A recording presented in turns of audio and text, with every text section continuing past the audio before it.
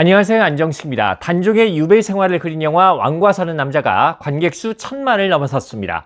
그런데 이 단종과 수양대군의 관계가 현재 북한 내에서 제기되는 권력 투쟁의 가능성과 관련해서 상당히 유사하게 볼 수 있는 부분이 있는데요. 오늘은 이 부분에 대해서 좀 살펴보도록 하겠습니다. 단종이 수양대군 세력에 의해서 왕위에서 물러난 뒤에 영월에서 유배 생활을 하다가 사망을 했죠. 단종이 만 16이라는 어린 나이에 결국 죽게 된 건 수양대군 세력이 볼 때 단종이 살아있으면 왕권에 위협이 된다고 판단했기 때문입니다. 즉 사육신과 같은 단종 복위 운동이 계속되고 있었기 때문에 어쨌든 단종이라는 사람을 살려두면 계속해서 수양대군, 즉 세조에게 위협이 된다는 판단 때문에 결국 화근을 없애야 된다는 측면에서 단종을 죽음에 이르게 했을 겁니다. 자, 이 부분을 북한에 대입해 보면은요, 김주애가 등장하기 전까지만 해도 북한에서 사실상의 2인자는 김여정이다 이렇게 평가를 받았습니다. 우리 국정원도 김주애 등장 전까지는 김여정이 북한의 사실상의 2인자다 이렇게 국회에 보고하기도 했거든요. 북한과 같은 나라에서는 김정은의 측근이라고 해서 절대 안전하지가 않습니다. 아무리 고위직에 있더라도 말 한마디 잘못해서 그냥 죽을 수도 있고요. 정치범 수용소로 본인뿐 아니라 가족도 다 끌려갈 수 있기 때문에 언제나 가시방석에 있는 모습인데, 김여정 같은 경우에는 김정은의 여동생이라는 특수한 위치에 있기 때문에 숙청될 우려가 없이 김정은에게 하고 싶은 말을 다 할 수 있는 위치입니다. 최고 지도자 1인에게 권력이 집중되어 있는 북한과 같은 나라에서는 엄청난 권력이죠. 그렇기 때문에 김여정이 직급에 관계없이 사실상의 북한의 2인자다 이렇게 평가를 받았던 건데요. 이런 상황에서 김정은이 조기에 사망했다. 그래서 김여정이 정권을 잡았다. 그러면 어떻게 되겠습니까?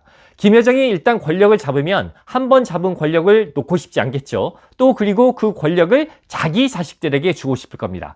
그렇다면 김여정이 자기 자식에게 권력을 주려고 할 때 가장 방해가 되는 사람은 누굴까요? 결국 오빠의 자식들입니다. 즉 북한에서 왕위 계승 1순위는 어쨌든 김정은의 직계 자식 아니겠습니까? 그런데 김정은이 통치를 할 수 없게 돼서 김여정이 정권을 잡았다고 그래도 김여정이 권력을 물려줄 사람은 자기 자식이 우선순위다 이렇게 볼 수는 없거든요. 그런데 자기 자식에게 권력을 주려면 결국 오빠의 자식이 없어져야 안정적으로 자기 자녀에게 권력을 줄 수 있는 겁니다. 이렇게 본다라면 김여정이 권력을 잡았을 때 김정은의 직계 자녀들이 제 명대로 살기가 어려울 수 있습니다. 말하자면 단종처럼 제 명대로 살지 못하고 어린 나이에 죽을 수도 있는 거죠. 그렇다면 이런 걱정을 가장 크게 가지고 있을 사람이 누구겠느냐? 바로 친엄마인 리설주일 겁니다. 그렇기 때문에 이 김주애가 조기 부상하고 김여정의 위상이 한때 2인자에서 일반 간부 수준으로 하락하는 과정에 리설주의 영향력이 막후에서 상당히 작용했을 것이다. 이런 추론을 해볼 수가 있는 대목입니다. 단종이 어린 나이에 죽게 된 건 아버지인 문종이 일찍 죽었기 때문이죠. 만약에 문종이 오래 살아서 단종이 20대, 30대가 될 때까지 아버지가 살아 있었고, 그리고 단종이 꽤 나이를 먹은 상태에서 아버지인 문종이 죽었으면 단종이 안정적으로 왕권을 승계할 수 있었을 겁니다. 북한의 경우에도 김정은이 오래 살게 되면 김여정과 김주애의 권력 투쟁 가능성 거의 없다고 봐도 됩니다.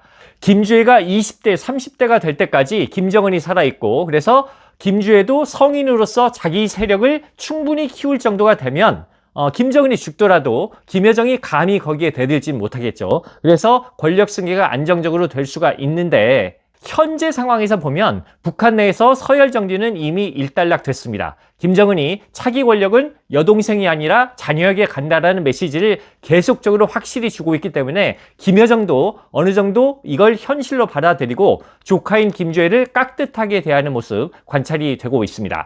그런데 김정은이 만약 조기에 사망하거나 유고 상태, 즉 통치를 할 수 없게 됐을 경우에는 문제가 생길 수 있습니다. 그동안 이제 숨죽이고 있었던 김여정이 다시 권력을 잡겠다, 세력을 규합하겠다고 나서면 어린 김주애가 여기에 대항하는 데는 한계가 있겠죠. 물론 김주애가 대항한다라는 건 김주애 개인 자체가 대항하는 게 아니라 김주애와 리설주를 위시한 김주애를 옹위하는 세력과 김여정을 지지하는 세력 간의 이제 어떤 권력 투쟁 가능성이 있는데, 이 경우에 김여정이 권력 투쟁에서 이기게 된다라면 계유정난과 같은 어떤 북한 내의 권력 변동 가능성도 우리가 상정해 볼 수는 있습니다.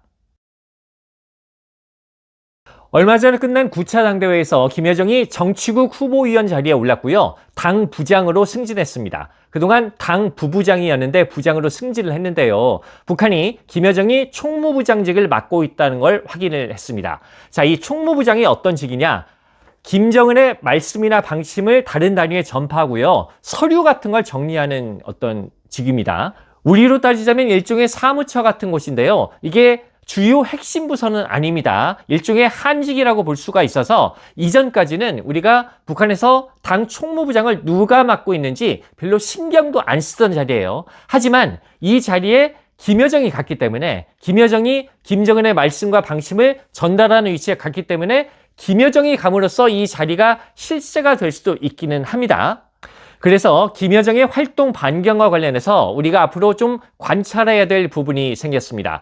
김정은이 김여정을 부장으로 승진을 시켰는데 정말 한직으로 보내면서 권력 핵심에서 멀어지도록 만든 것인지 아니면 부장으로 승진시키면서 실제로 김여정의 활동 반경을 넓어지도록 한 것인지 이 부분을 좀 관찰해야 될 것 같고요. 또 한 가지 관전 포인트는요. 김여정이 그동안 대남, 대미 관계의 업무를 담당하면서 대남, 대미 관련 입장을 발표해 왔습니다. 그런데 김여정이 만약에 총무부장직만 맡게 된다면 사실 대남, 대미 관련 입장 표명은 총무부장 업무와는 관계가 없어요.